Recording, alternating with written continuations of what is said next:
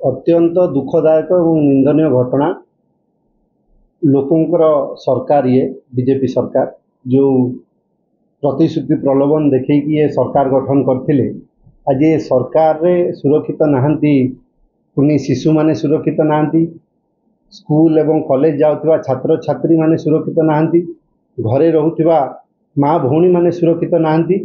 एवं आज जो घटनाटी घटिला पिपिली रे जेतबेले मुख्यमंत्री कार्यक्रम जारी रही जोटि कि मुख्यमंत्री उपमुख्यमंत्री मंत्री बहु विधायक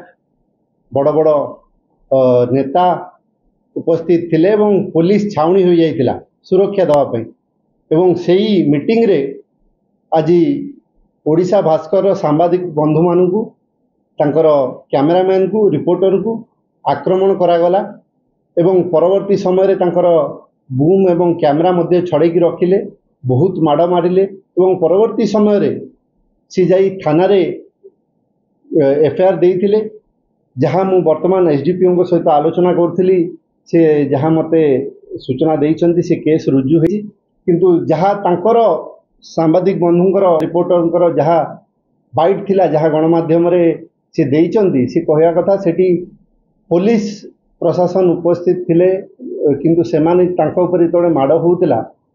पुलिस तांको आसिकी रक्षा कलेनी कि जो माने बाड़ौथिले आक्रमण करुथिले एवं मारिदेवे बोली धमक दौथिले तांको मध्य सेठी अरेस्ट मध्य कले नाही एवं सी मध्य कहिचंती जदि आमे मुख्यमंत्री कार्यक्रम रे जदि सांबादिक बंधु जने सुरक्षित नुहे ताले गोटे साधारण नागरिक केमिति सुरक्षित हो ये बारंबार ये भली घटना घटी चलुची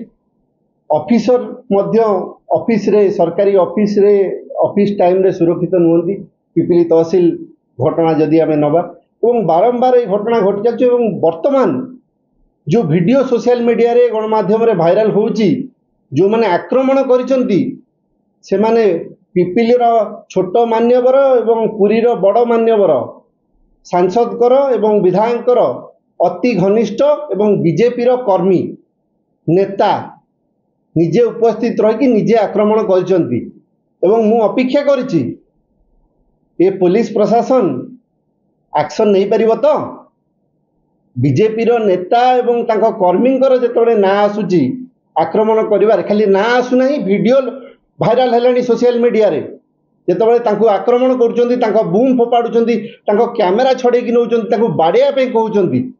पुलिस चुप कोम पाई खाली सेतिकी नुहे जेतबेले रिपोर्टर सांबादिक बंधु एवं तांकर कैमरामैन एफआईआर दवा पे केस रुजु करिया पे जाइथिले सेतबेले इमिडिएटली बीजेपी रो पिपिली एनएससी रो एमपी प्रतिनिधि जे एनएससी रे चेयरमैन कैंडिडेट होई कि बीजेपी रु हारी थिले सी एवं जणे आउ जणे कुजी नेता तांकर बीजेपी रो ताकू धरिकी थाना रे आसिकी पहुंची गले सेतबेले आपण देखिबे जदी आईआईसी मध्य उपस्थित थिले एसडीपीओ सार उपस्थित थिले तांकू चेयर दिया गला सांबादिक बंधु माने थिले लोक माने केस दवा पे जाइछंती ओडिशा भास्कर तांकर केस रुजु करिया पे जाइछन किंतु इमिडिएटली एमाने पहुंचिले कोउठी ना कोउठी हमर संदेह होउची बीजेपी रो नेता मानकर एवं विधायकर एवं निश्चित रूपे चाप पड़ुची पुलिस प्रशासन ऊपर ए कथा को केमती रफा दफा करा जाऊ ए कथा को चपेई दिया जाऊ एवं ये सरकार बोधे भूली जाउची किछि दिन तळर घटना जेतबेले जणे ओएस ऑफिसर को ड्यूटी करला बेले आक्रमण हेतिला सेतबेले ओएस संघर समस्त मेंबर माने संघर मेंबर माने सरकार को चेतावनी देथिले कि जदि अरेस्ट न करिवो आमे ऑफिस जॉइन करिवुनी कलम छाड़ आंदोलन करिवो एवं से माने करिथिले मध्य एवं सरकार बाध्य होई एक्शन नेइथिले किंतु एमाने भूली जाउचंती आमर सांबादिक बंधु मानकर गणमाध्यम प्रतिनिधि मानकर पावर केते